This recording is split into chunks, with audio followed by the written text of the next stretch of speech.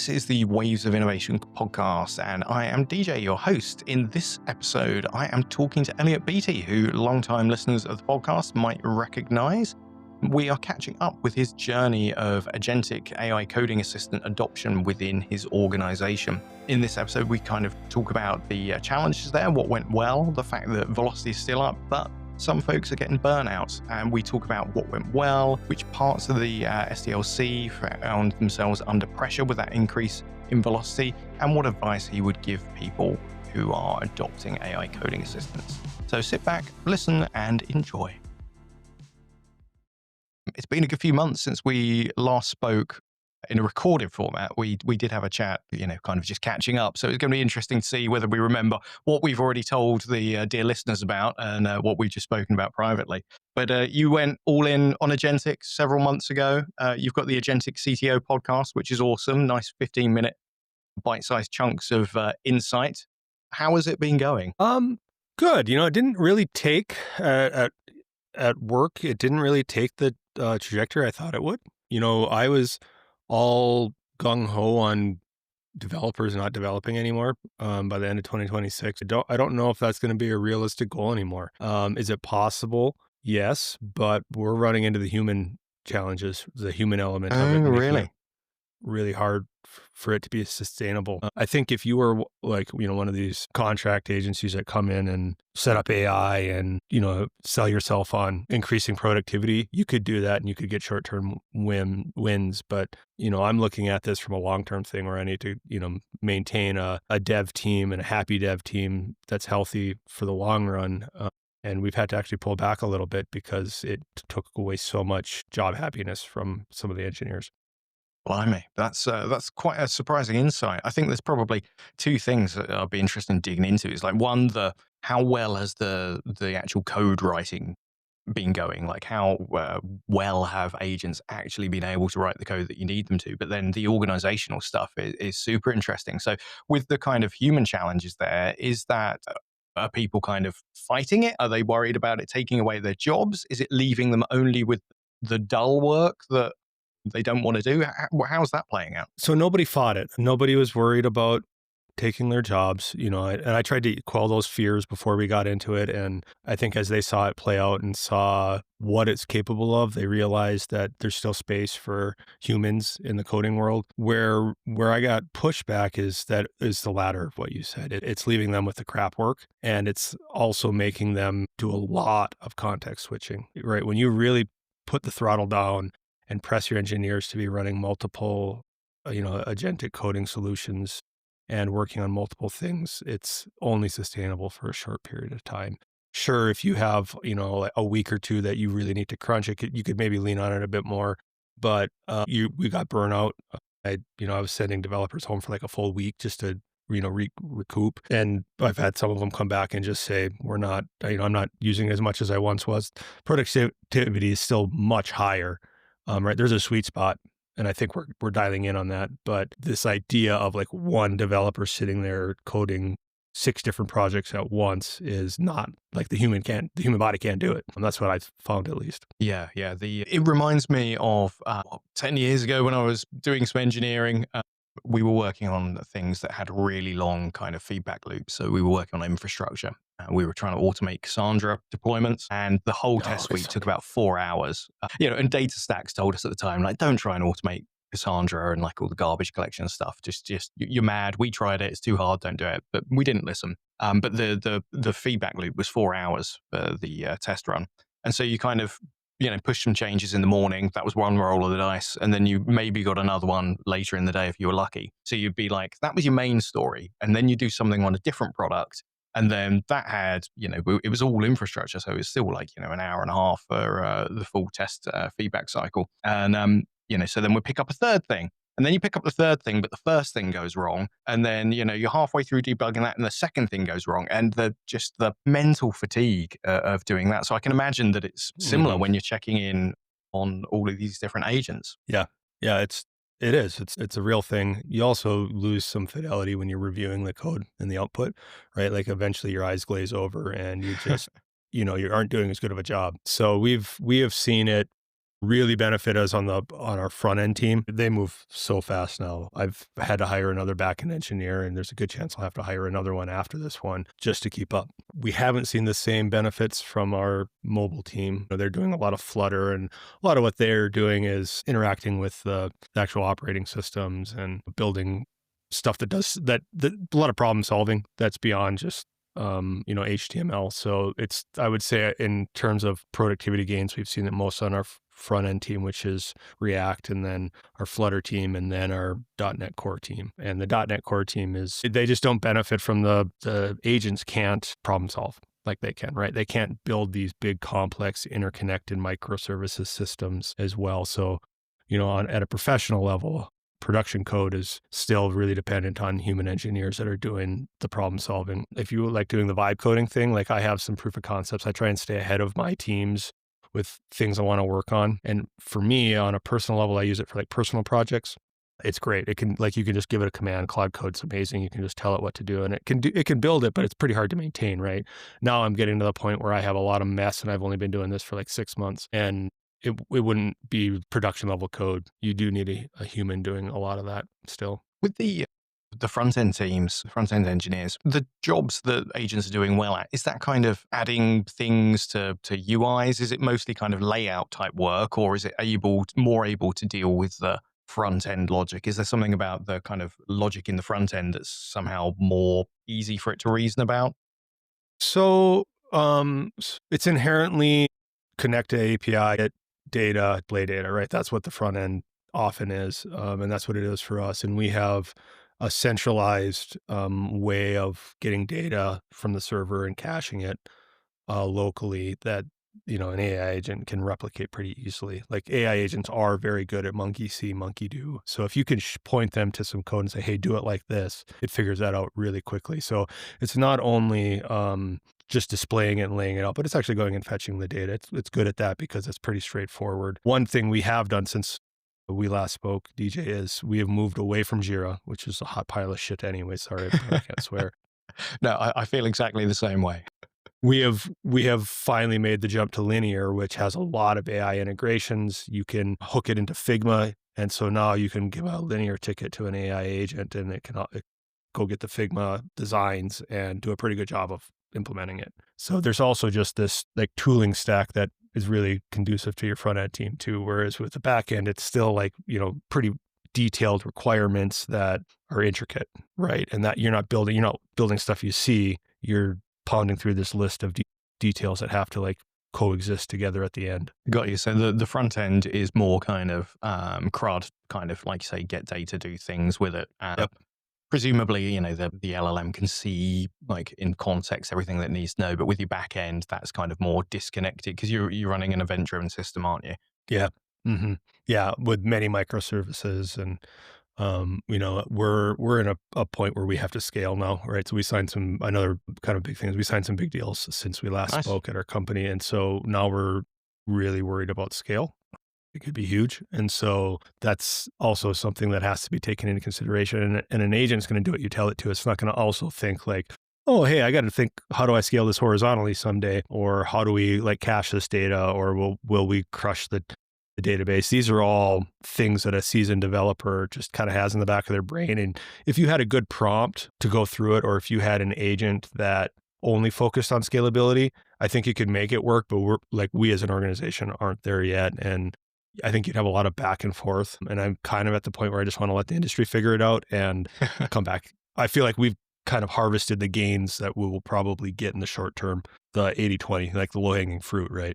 So yeah, absolutely. I mean, I think you've done your bit for the industry by, sharing what you've learned and, kind of having the boldness to jump in on these things early and make some of those early wins. One of the things that I'm kind of seeing is that, context is absolutely a challenge. And I don't think we're going to see any models turn up soon that are going to be fantastically better at reasoning. Otherwise, OpenAI wouldn't be making things like Agent Kit. They would just wait for their next model, which will be able to do all of these things automatically. But, I've been looking at Tessel Registry, which is a library which kind of it can look at your dependencies. They then offline make summaries for agents, agent-friendly summaries of your dependencies, and they do it every single version so that your LLM doesn't hallucinate about an older version than it knew. You've Oh, got things cool. like that, and Context 7, which is similar, but I gather it summarizes documentation from other libraries. So it's not quite as close to the source of truth as Tesla Registry. But you see things like that in the whole spectrum development movement, which all seem to be about constraining the amount of context that Yeah. systems have to think about, and constraining the task, and the idea that maybe everything is going to be fully automated anytime soon. I think we're starting to see the limits of that. Yeah, at least from a practical business perspective, I feel like we've reached the limits where we could probably automate more. We could probably get more AI centric, even more so than we are today. But it would come at a cost to the business, and so that's why we've let off the gas a little bit. With the kind of context switching, the multi-agent approach, presumably that was working on different stories, right? Kind of different work items, having a Yep. different agent instance looking after. Okay. Did you try, or have any of your folks tried having multiple agent instances on the same story? I was talking to somebody the other week who they were full stack, so they've got a front end and a back end to worry about, and they had a couple of Claude Code instances, one working on the back end, one on the front end, and one speculatively on the front end. So it's like, I don't know whether this agent's going to go down the right route with this one. So I'll have it do another one in parallel. Did any of your folks try that? Do you know? No, I've done it personally. So I have one of my proof of concepts that I use because it's pretty applicable to work is a Discord bot that for a video game that and it tracks stats and you can interact with it through the chatting in an LLM. And I've done that on that project where I have one agent working on like the interactions with the chat and then the other interacting with the MCP server and the stats and exposing the two. It works. I haven't used it in my job, and I couldn't tell you if that might be already too much. You know what I mean? Where right now what seems to be our good fit, at least like on the back end team, is a human doing one thing and an agent doing another thing in the same project, right? That seems to be where we've settled as like a happy medium. You mentioned that some of the enjoyable work was going away, and people were left with the less pleasant stuff. What kind of things were people being left with, and what kind of tasks did you find that the agents were well suited to, that were maybe people were enjoying when them stealing away from them? If I could make an analogy, it would be you have one senior engineer with like 5 interns doing all the work, right? And you get all the work from those interns at the end of the week or the end of the day, and then you have this like mess of like, oh my God, where do I start? Right? How do I dive in? How do I like I don't even know where my problems are yet sometimes, right? And it's not fair to send it over to QA like that, to our QA department.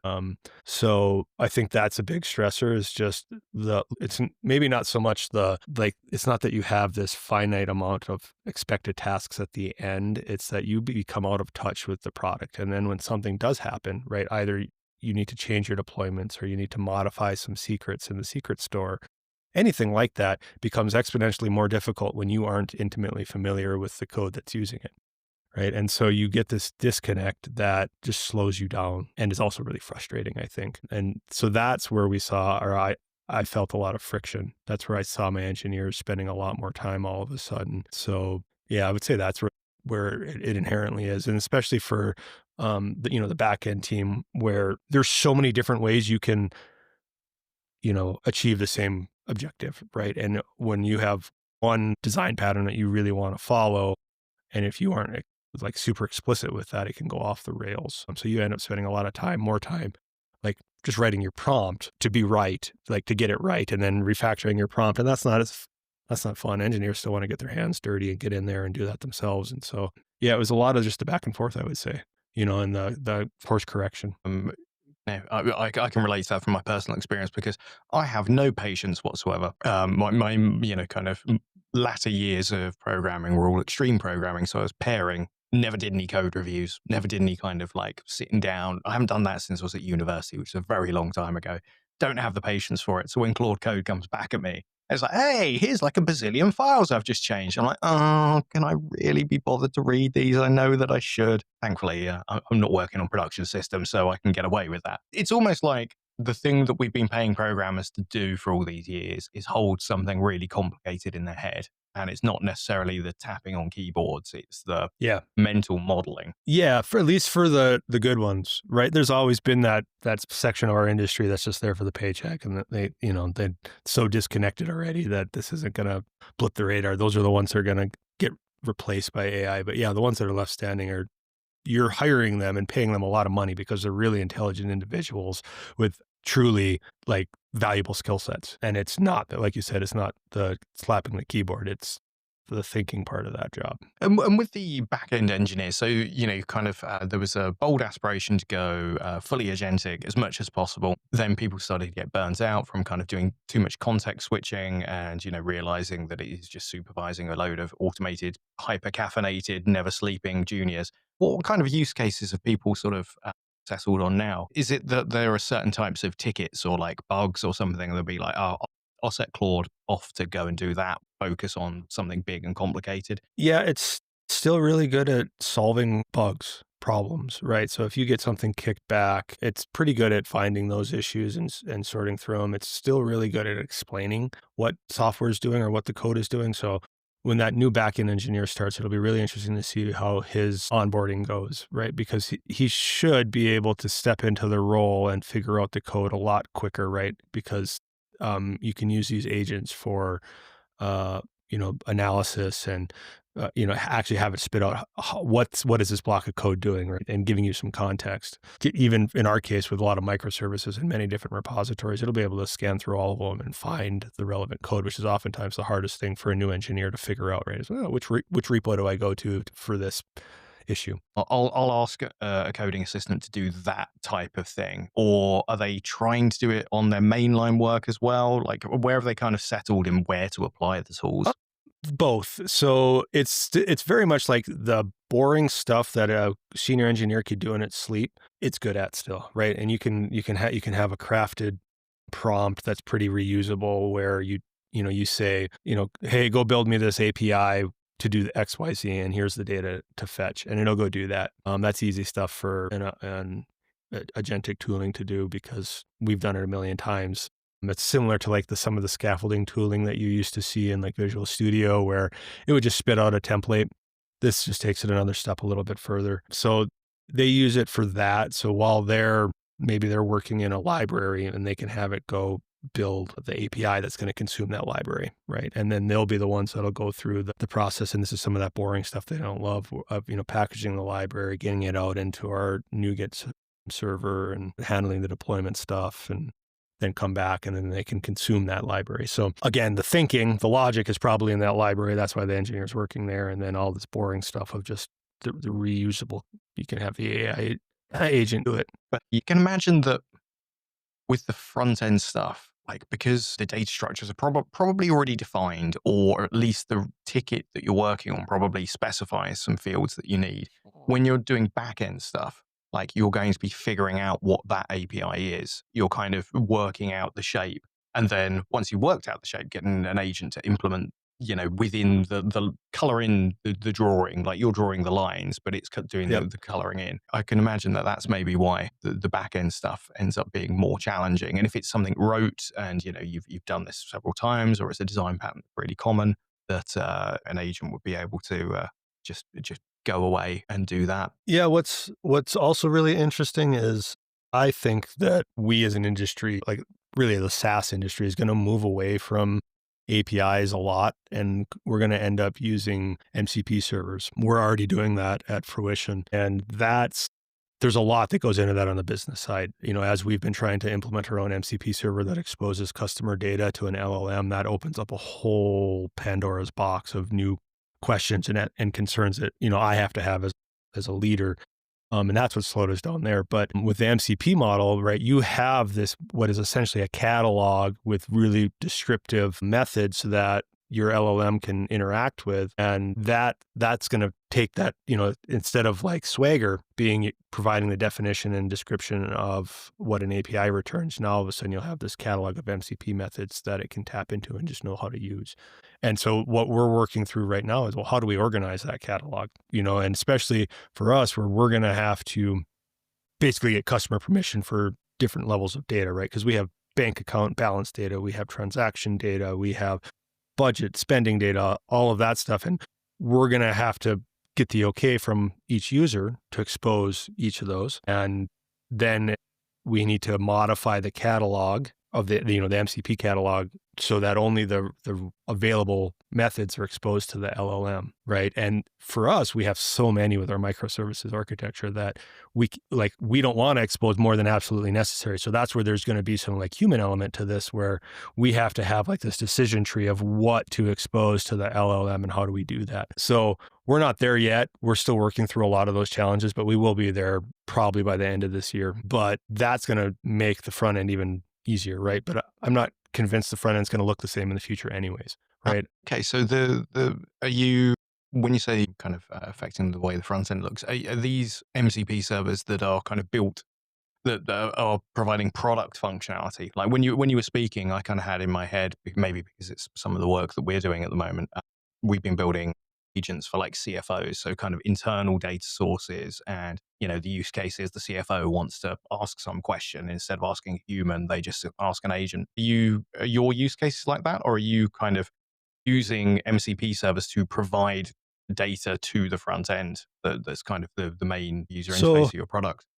This all started, I can't remember if we talked about the chatbot that we were building, which we have built and have delivered. And it's basically a RAG model, a fairly advanced RAG model, but it allows organizations to upload all their HR documents, right? K definitions, retirement plan definitions, vacation policies, any of that stuff that HR doesn't want to have to deal with anymore. It can now answer for all the employees within an organization. That was kind of our launching point, and we knew that. Now we can, through that same chatbot, we can answer and ask questions about the customer's financial data, right? So we have all these tools within our application that let you build and track a budget, let you like actually hook into your bank accounts and track the debt and your paid on strategy for it, right? Now we can expose that through the same chatbot. Now that the next step after that is probably actually talking, like having a conversation like you and I are, and then actually seeing like, an AI generated human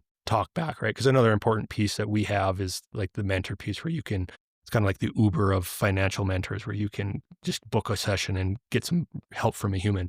Well, an intermediary step to that won't be as expensive would be if we could do something very similar with your data with an LLM, right? And so the whole dynamic is changing away from this like interface where you're, interacting with HTML essentially, and it's really about just the conversation, and it's almost like the internet's going back to just plain text or voice and video. It's an interesting one, because especially in your use case where you've got folks who, the reason they're using your app is to gain more insights and to get a better control of things and to learn and understand. I've been in conversations with some quite well-informed product people, and we were kind of helping them with AI strategy and trying to figure out, what product features they should build. And there was a really good moment where we all got super enthusiastic about an agent. And then the product person is like, is chat really the best interface for this? And for some use cases, you're much better off with a dashboard. But if you've got somebody that is trying to learn and gain insight, maybe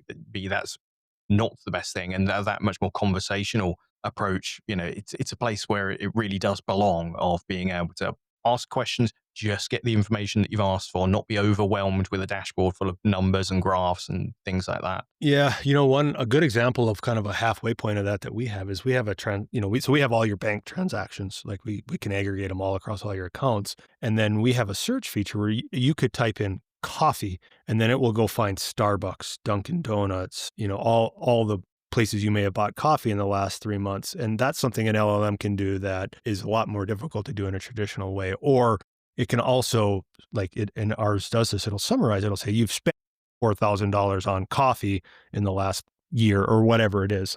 And so even that is just taking what is traditionally like a really boring and quite expensive thing to build, which is a strong search index, and augmenting it with AI and getting you to the data you actually care about a lot more quickly. Are you building those kind of features? We've kind of segued from AI in the development process, so developers using AI to kind of produce more features, to the features being based on AI.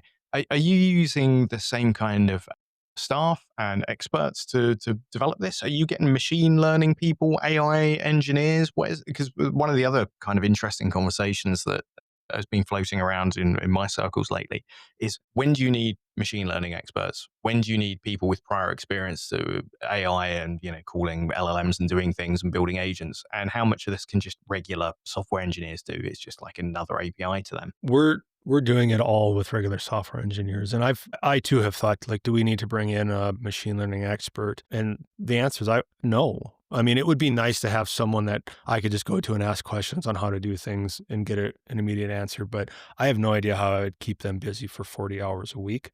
They're really expensive. And the reality is, all of us, except for, OpenAI and Anthropic, are going to end up using someone else's LLM for all of this, right? And I don't see the value in it personally for the kind of software that we're building at Fruition. Maybe if you're really positioning yourselves as a AI company, you could maybe get your bang for your buck, but for the most of us, and I think the value is going to be in augmenting existing features and existing value with AI. This AI boom where everyone's just trying to build something AI is going to, everyone's talking about, that's what's going to pop. I think the companies that will be left standing are the ones that are taking their existing features that already add value to society and then just enhancing it, like we did with the transaction search, right? I think that's where it's going to be, and you don't need a machine learning expert for that at all. And there are companies that specialize in it, right? So like for us, there's a company called Bud Financial, awesome company, great people to work with, fantastic. And what they do is they ingest our transactions for us, and then we actually call their API for some of the insights, right? So like we're offloading that piece to it because they beat us to the punch, and it's cheaper for me to pay them to do it than to go rebuild it ourselves. So I think you're going to see companies like that popping up that you can integrate with pretty easily. And like Bud specializes in financial data, right? So it's perfect for us.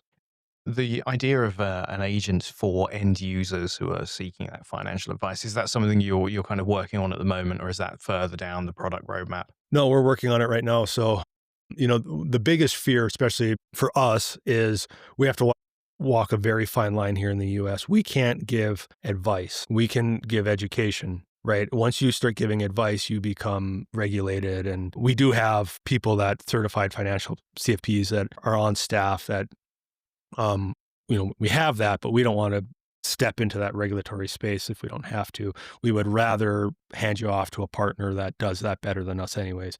So what we're doing is we are training. We're basically getting our own data and training our own so that we can train our own RAG models. Right? Not train, but, seed our own RAG models. And so what we're doing is we're working towards a goal of, I think it was 3 million words of interviews with our CFPs. So we have our marketing team sitting down, interviewing our mentors, getting their philosophies, right? So that we have a lot of data to then use, on top of an LLM of our choosing. And, this is where we're going to be like, if we don't have an answer in our data set, don't go out to the internet to get your own answer, right? And we're going to very narrowly scope it so that like our debt pay down philosophies and our budgeting strategies are what are fed through the LLM instead of just going out to the internet and getting Dave Ramsey's stuff, right? So yes, we are working on that. It's slow going. That's a lot of content, right? But that's the value. That's like the competitive advantages, right? We're spending all this time getting really good, educated, concise data that we can then reuse by running it through an LLM. Got you. So where a normal enterprise might be kind of looking at its internal processes and exposing that as a knowledge base via RAG, you're getting all the insights from the heads of your advisors, codifying that in structured written language, and then performing RAG over that. So then an agent that's kind of trying to respond to end users has a more informed, something that's in line with experts, kind of not advice, but education.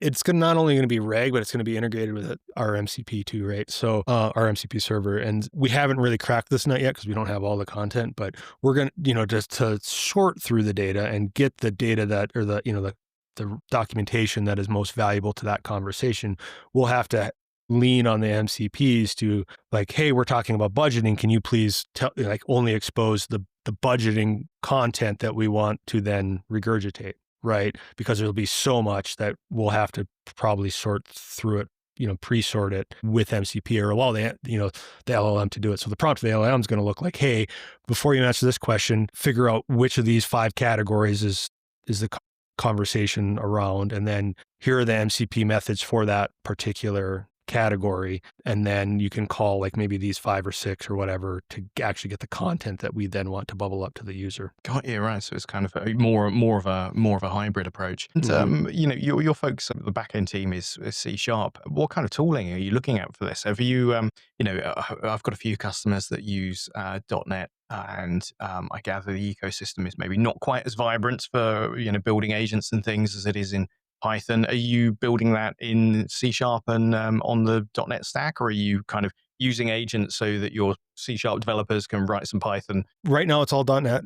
So I've actually been using Node.js for my personal stuff, and that works pretty well. But .NET Core 8, which is the newest stable version, it does have MCP libraries ready to rock and roll, and you can pretty much just use them and they're ready to work. And we're on 6 for a lot of, we've been on 6 for quite a while now. And so this was forcing us to go through the upgrade process and just get current so that we can use some of this. But .NET's, it's viable. What we were doing, and it does work, but what we were doing is actually our own MCP, hand rolled, where we literally return all the method names using inflection to the LLM, and it responds to us in a here's what I want to call, and then we literally step out of the the LLM context, make the call that it told us to, and then return the data. And it's very rudimentary.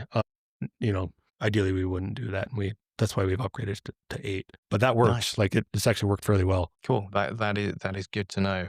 I should make sure to pass that on to the other folks I know that are using .NET for this kind of thing. Talking of tools, with the you've gone for quite broad adoption across the organization, maybe when other people are still only very tentatively dipping their toes in the water. If I remember rightly, you said to your folks they could use the tools of their choosing. Was that right? Or did you end up settling on a particular set of things as the standard? Yeah, I'll pay for anything that they want at this point. They're all fairly close in price. And right now it's moving so quickly. You have I think it was Cursor beat Windsurf to the, ChatGPT 5 implementation, right? And or maybe it was the other way around. Don't quote me on that. But that dictates pretty heavily which ones you want to use, especially when GPT-5 was really a cost savings move, and it benefited us too, right? So you want to be able to just move in and out of them. Claude Code still seems to be pretty popular, just because it's just more the sensation of handing off and forgetting about it. But I have developers on Cursor, Windsurf, some other ones I'm not really familiar with. Some of them have toolings, I can't remember the names, that interact with their operating system and just do OS stuff for them. So yeah, I just have a ton of accounts now where an engineer reaches out and says, hey, I'd like, a seat in Claude Code, and I'd give it to them. And as long as you're using a tool from a CTO perspective, as long as you're using a tool that allows you to track usage and ensure that everyone's actually using it, you're fine. Just give it to them. It doesn't matter if it's $200 a month, it's going to pay itself off. It's what you don't want is to hand out all these seats and all these licenses, and then some of them go unused.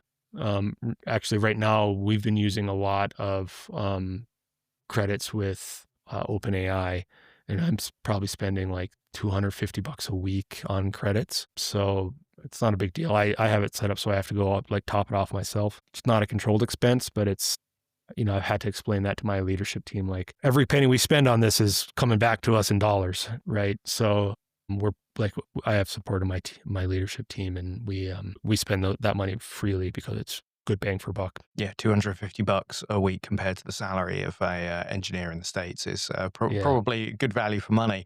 With the different tools that people are using, do you know if your team's got to the point of trying to share prompts and agent steering documents and things like that? But were you building your own MCP service to expose prompts for the ways of developing software that you wanted to share, or sharing like sub agents and custom It's commands?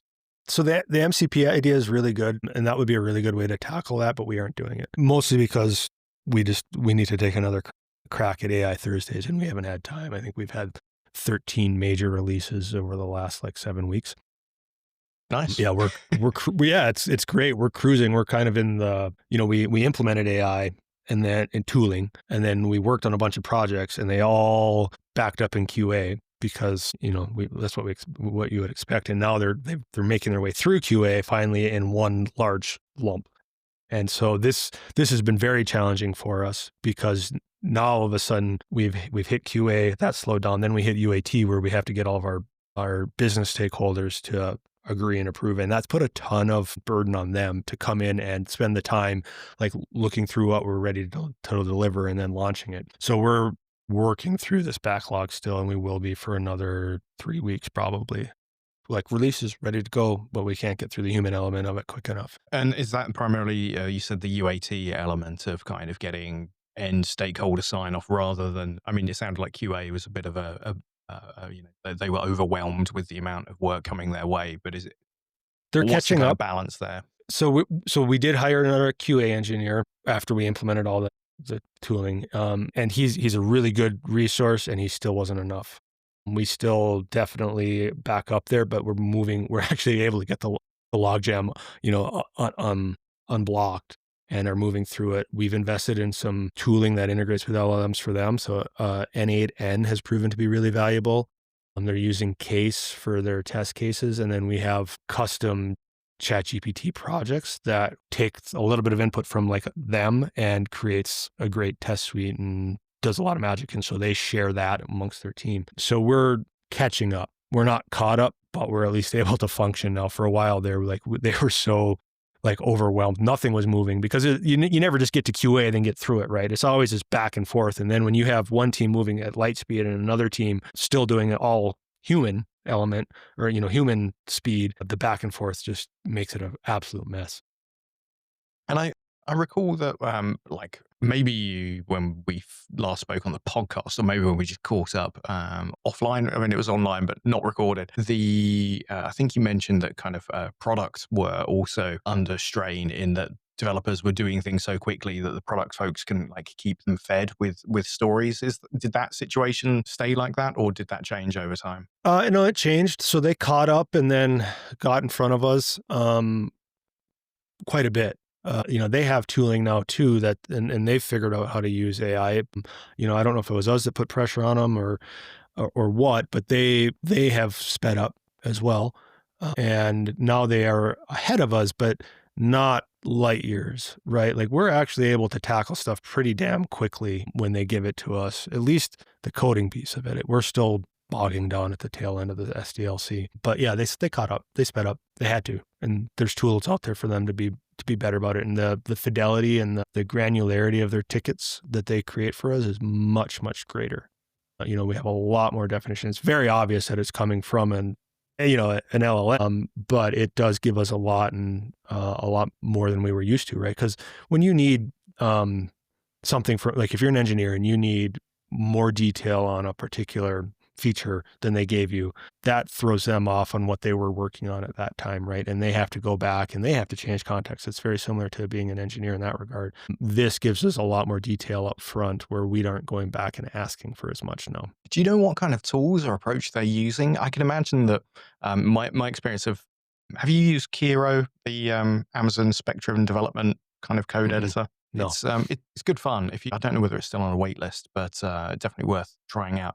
You can have some really good conversations with it about what you're trying to build. And unlike a lot of agents, it will push back and kind of ask you questions. So I can imagine that if the product folks are having a conversation with an LLM, then that would probably lead to that greater level of detail. Do you think that they're kind of talking backwards and forwards and like requirements are being coaxed out of them? Or do you think the LLM is filling in the gaps and kind of going, you've asked for this, you probably want to ask for, defensive checks around this, that, and the other? It, without a doubt, does some of the filling in.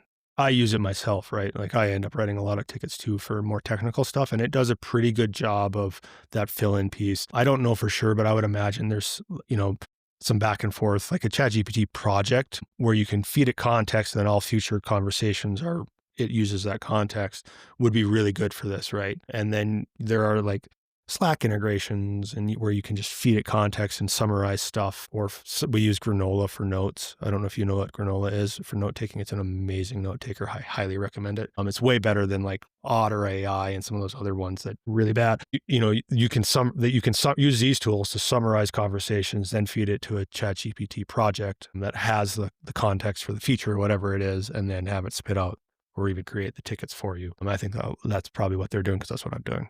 That's I've made a note of Granola. Unfortunately, I just paid for a Otter annual license, which is working okay I for me at the bashed moment. Otter right here. Sorry. Well, maybe I won't try Granola until my license is up, and then I won't feel like I'm missing out. Thinking about your developers and the kind of journey that you've been on and kind of discovering the risks of burnout, what do you think is like their emotional trajectory? What's their kind of sentiment been like? Are they still keen? Are they kind of a little bit more wary now? How do you think they felt about it kind of before AI Thursdays, during, and now in this kind of settling in period? So we are definitely at a place now where it's just been normalized, and it's just like another tool or another member on our team, really. And when we started, there was a lot of fear for sure. We talked about that in our previous podcast, but then there was this like aha moment. And then there is this like, how far can we push the envelope? And that's where it was like pretty mind blowing. Like, holy crap, we can do a lot with this. Let's lean in on it. And then I think we kind of crested and came back down to earth where we realized there were still some limiters that weren't the coding, right? So that's like my backlog with QA. That's, the practical, like the human element of context switching too much. You hit these limiters that kind of check you and, bring you back down to reality. And then we smooth out, you kind of internalize those challenges and you realize where AI fits and where it still struggles and where the human element just makes it not as valuable. And so I feel like we've kind of come up, we hit the crest, and then we leveled out much higher than we were, but not at that apex. That apex is where it's really stressful. It's a lot of context switching.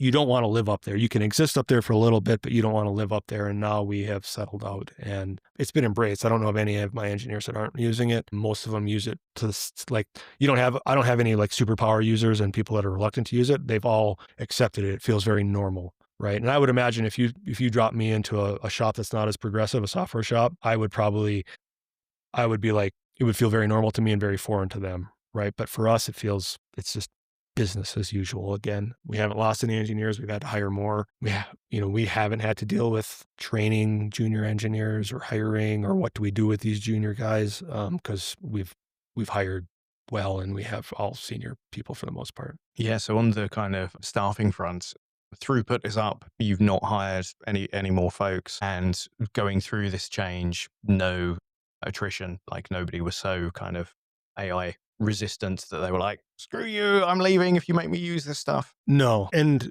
I think something that's important to note is we have people that want to be engineers, right? Like they're all code junkies. They like doing this. And so this is just an enhancer for them. There are definitely engineers out there, we all know them, where they just wanted the job. They hit the market right coming out of college. It was a high paying job where they didn't have to do a whole lot. I think you'll see more resistance there because it's not as cool. We're going to take away what value they did add and their means for hanging on to their corporate job. I think you'll see more resistance there. And so I've always looked for this when I look for new jobs for myself. I want to be somewhere where myself and my team are the breadwinners for the company. You have other organizations where you're a cost center, right? Like you building stuff for the legal team or for the engineering team or whatever, right? You're just building internal tools. That's a very different beast, very different environment, very different set of personalities, where you have a lot more just people that are less enthusiastic about code. So I think that will be a differentiator. Those are always the companies that are slower to adopt this kind of tooling. They want to work through it with legal first, whereas we're like, fuck it, this is way too good. We can't miss this boat. We need to lean in on it now. We'll figure out the repercussions later. So. Got you. You mentioned earlier when kind of being at the crest of the productivity wave of like, this is all awesome. We're going to do 15 stories all at once because we can do so much. When it became clear that, kind of putting pressure on other parts of the system, we talked about QA already. Were there any kind of learnings about your CI/CD, your platform, anything like that, the more kind of technical elements? Were there any parts of that element of technical maturity that AI and the increased velocity shone a spotlight on? I thought about this a little bit because I thought it would come up in this podcast. And AI is inherently very good at Terraform. It understands AWS very well. So it can do a lot of the CI/CD stuff for you if you want it to. However, DevOps is also inherently very, very fickle, where one little issue can really screw the whole thing up, right? Like one bad SSL cert or one DNS entry that you need to integrate with another third party can just throw a monkey wrench in everything. And so you still end up need to have like a high caliber human helping troubleshoot that. I don't think you need a dedicated DevOps engineer anymore. We have someone who's a great engineer and also pretty strong in DevOps. And that seems to be like the perfect fit because you can still do a lot, like a tremendous amount with AI, but that 10% that is just like breaking if you don't get it right is where he needs to step in and do a lot of help and do a lot of stuff for us. So we're still using all the same CI/CD like pipelines that we have in Azure DevOps. We haven't changed anything. I don't see us changing anything. But if you want to go the Terraform route, which we have and we do, the agents are really good at writing Terraform and deploying to AWS for you with that if you want. So on a smaller scale, it's pretty good. Another thing that it doesn't integrate with yet, or that we haven't at least, is the pull request process, right? So like nothing gets merged into our code base to kick off the CI/CD. I'm struggling with that CI/CD pipeline without like a pull request approved. And often for us, because we're microservices oriented, we have many that go at the same time. So you have to get your timing right. So we have to get all the APIs out there checked, and then we have to get the front end to put theirs out there. And so there's a lot of that human element and coordinating that the agents aren't doing. Could they? Probably, maybe not very well, but they could. But we're doing it with humans. Okay, so in your development process as a whole, I mean, you freed yourself from Jira and moved over to Lydia. I could go on rants about the Atlassian stack, which is a shame because one of my oldest colleagues and sort of good mates is a development manager at Atlassian. But still, anyway, they were the best. Just for the record, they were the best once upon a time. They were such a good product before. Yeah. Yeah. Yes. And then let people customize it to infinity and come up with all sorts of ungodly development methodologies that shouldn't exist. Yeah, so you made that change, but otherwise it sounds like the actual changes, the way that software is delivered with you folks is more kind of within the developer. Like if PRs work the same way and the CI/CD pipelines are the same, you haven't put any extra steps in there. There's no kind of additional testing or like static analysis you're doing.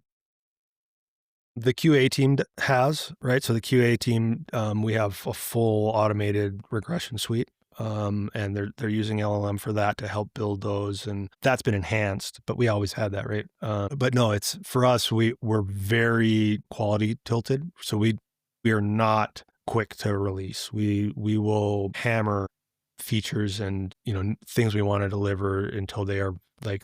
The only stuff like we let slide through QA is like there are a few pixels missing, or this is off by a few pixels, or stuff that a user wouldn't notice that we can come back and clean up later. We might, but we're not putting partially baked products out there, and so that's inherently that needs a human, right? It needs a human to make sure the release is smooth, especially when you have a lot of moving pieces like we do. It needs a human to make sure the quality is really high. And then we also need humans, like our stakeholders, our business stakeholders, they need to approve it to make sure we are delivering what they want. Agents can't do any of that stuff yet. It's the reality. It's something that worries me a little bit is folks who don't have good engineering discipline and high quality. What's going to happen to them when they adopt AI coding assistants en masse? If this came up in conversation in the last week for me of, I was privileged to work with some really awesome engineers and product folks. And they were like, if our software is a beta in the American pronunciation, or beta over here, then it's not because it's of shonky quality. Everything we deliver is going to work. It's going to be fully tested, fully automated all the way through to, user acceptance or production, depending on the use case, but it just might not have all the features. So you end up building, vertical slices of this one feature. Might be the only feature we have, but it sure as hell works. And then you add more and more to Yep. it. And the kind of places where it's like, oh, we're going to cut some corners because this is early. I wonder about what will happen with those folks. I mean, maybe they'll be able to use AI to do all the test backfilling that they imagine that they're going to have time to do in the future, but that's not worked out historically Yeah. particularly well. So I have two points I'd like to make there. One is we have a really good product team. They actually understand what an MVP is. And so that helps us and helps what you're suggesting, right? Where let's just get out the bare minimum and then build on it. A lot of product teams and product managers don't really understand what MVP is or don't want to or choose not to. And that's where as an engineer, it's kind of like, well, fuck it, we'll just send it out, right? That's when your beta becomes this like broken thing that should do a lot and none of it really works. Whereas when you start with a good quality MVP, you can really focus on just getting that functionality right and then keep repeating that process. So that's really important. Another thing is, and we're moving to this, I think we should launch our feature flags in a couple, the week of the 3rd. So that's a week from now. We're finally getting to the point where we can feature flag features in production, right? So we can go into launch darkly and turn features on and off or slowly roll them out. And that's going to, we prioritize this project on our roadmap because that will allow us to have partially baked stuff or stuff that is getting bogged down in QA or out into production without releasing it. And that's really important because we have so many things hitting QA and UAT that our master branches are really hard to manage. And so what's going to be ideal is we can, like, say it's 80% there, it's good enough, merge it into master and release it behind a feature flag. Right. And then we can come back, work on that last 20% without having all these freaking conflicts in the branches, right? And having branch hell and trying to figure out what's where. We can kind of work out of one branch once everything gets to a point that we're okay enough to actually put it out and then to put the finishing touches on it. And so I think that's going to be really important. That's why we prioritized it, because it helps that log jam keep moving. It's interesting that, talking about the log jam and where those log jams turn up. I think the 2025 Dora report, Rob Edwards, who I had the pleasure of working with, we paired on a project a long time ago, pointed out the sort of value of value stream mapping, the benefits of value stream mapping. And I can imagine that this is going to be just like a lot of other things, like, cloud native software delivery, where you speed up one aspect and all of a sudden it shows all the other places where you've got all these merges happening, all these things that need to come together. And it's going to be fascinating seeing like where those bottlenecks end up being, and the folks that aren't aware of where those are and aren't paying attention are probably going to have a bad time, and they're going to have a worse time with AI than they would have done without. And the people that are on top of all that stuff are going to be, accelerating ahead of the pack. Yeah, AI can also be a force multiplier on your problems too if you aren't careful, right? Like it can really expose some big issues if you don't snuff them out before you add an LLM to it. Yeah. So you've been, an early adopter compared to a lot of folks that I've spoken to, not just on the podcast, but, at meetups and things like that. You've gone all in on this much earlier. What kind of advice would you have for people that are still not there yet? It seems to be the case to me that there are lots of organizations where folks are being told, like, use whatever tool you like and we'll see how it goes. And people are not terribly keen on kind of really biting the bullet and going, okay, we're going to do this in a structured way. We're going to, either pick a tool or we'll find a way of working, or we're going to, insist that people use these tools for X% of the week or whatever. What kind of advice would you give people? It needs to start at the top, because when you start implementing AI tooling or AI into your processes, it affects everything adjacent to it, right? So my engineers have now affected my QA team. My QA team has affected my UAT. And, as in full circle, our need for feature flags, UAT has affected our engineers, right? And now we have to learn to manage feature flags. And you can't do that unless you have someone quarterbacking. I think you guys know what that is now. The NFL's invaded you guys too, but right, you need someone up top quarterbacking all of the teams and their use of it and getting everyone to buy in on it. And that's really hard to do without any friction.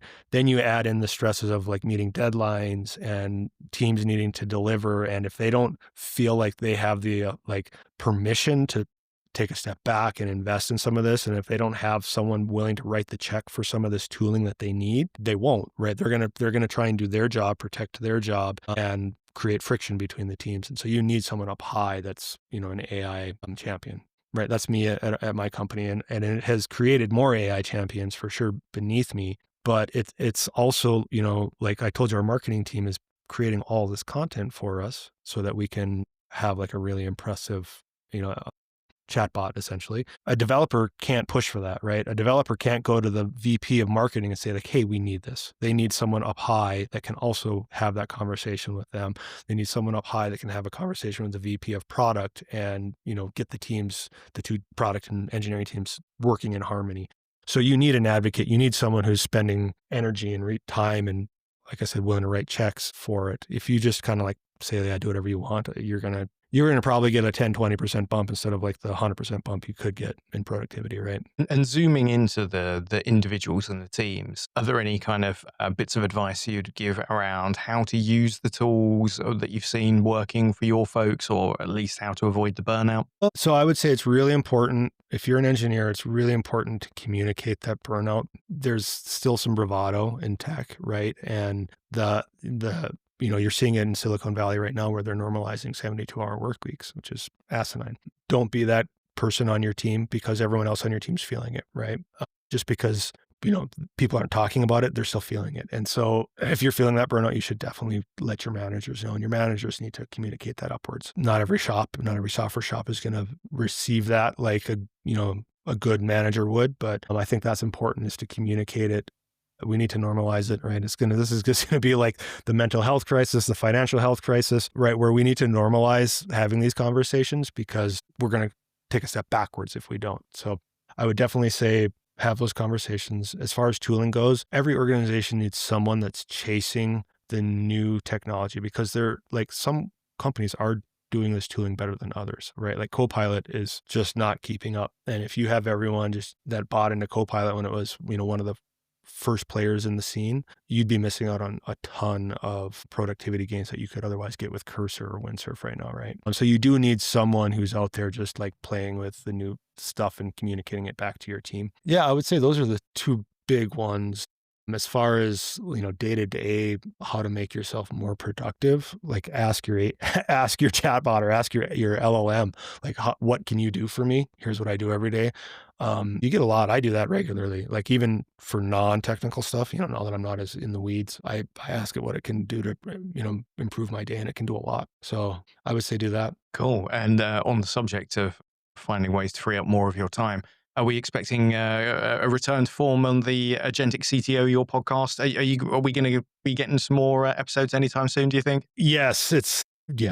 I've been traveling for the last 2 months, so I've been working from the road, which has slowed me down, and we're about halfway through our long list of releases. That keeps me very busy, but yeah, probably next week I'll hopefully have time to get back and get a few more episodes banged out. What's been interesting is my problems, and I think a lot of that content will shift from how do we make engineers and teams more productive to how do we solve some of these business problems that we're realizing, right? Like the ethics around exposing data to LLM and making sure that your customers know that. And there's like, that's really what my focus has been on. How do we make it work at a much higher level in a responsible manner? So, well, we can probably help you from this side of the Atlantic, because we have a little thing called not in the UK because of Brexit, but we have the EU AI Act, which of course you folks don't need to pay too much attention to if you're not selling inside the EU, but you can definitely be inspired by instead of writing your own framework, you could probably steal some of that, and it's got some guidelines of how to implement it as well as just sort of rules. So that might be, I can send that over to you if you'd like. We've done about an hour. Is there anything else that you'd like to say? Anything you'd like to tell people about? No, it's still as relevant as ever. So if your company's not doing it, you're going to fall behind if you haven't already. So keep your foot on the gas because we're not there yet. We're not like through the push. We're still climbing the mountain, and it's a very immature science that we're still figuring out. So I would say it's not too late to buy in, but you need to buy in if you haven't. Yeah, because whilst we've kind of been talking about, some of the more negative aspects like burnout and maybe the height of the peak not being sustainable, you're still up, right? You're still delivering more software. Tremendously, yeah. It's painful figuring it out. like actually implementing it and like changing your SDLC to accommodate it is really painful. And you're going to spend time and money getting through that, but you have to. Like the gains are tremendous. If you're like me and you're starting to figure out how to use MCP servers correctly, the potential there is enormous. I mean, it's huge. It's a new frontier for sure. You need to start figuring that stuff out. Cool. Right. I will wrap up. And it's been a pleasure speaking to you again, Elliott. Likewise. Thanks, Deejay. Many thanks to Elliott for giving up his morning to talk to us once again and keep us up to date on how things are going with his AI adoption journey. In the episode, Elliott talked about a testing tool called Case. That is case.io, but case spelled with a Q and no U, so QASE.io. I don't get a kickback, but just in case you wanted to check up and see that. When we were done recording, Elliott and I continued chatting for a little bit, as we often do, and he mentioned that some of the challenges beyond adoption of AI coding tools are much more in the kind of senior leadership side of things, of the use of AI and the kind of ethical and regulatory concerns around that. So interesting to see that adoption is the first step, and beyond that, there are other concerns that become higher level. Thanks for listening. If you've got any feedback, then please do email us at wavesofinnovation@resync.com. That is re-cinq.com. At the time of recording, we've got some webinars coming up, so I do recommend checking out the website to see if any of those would be of value to you. And otherwise, be good to each other, and you'll hear me in the next one.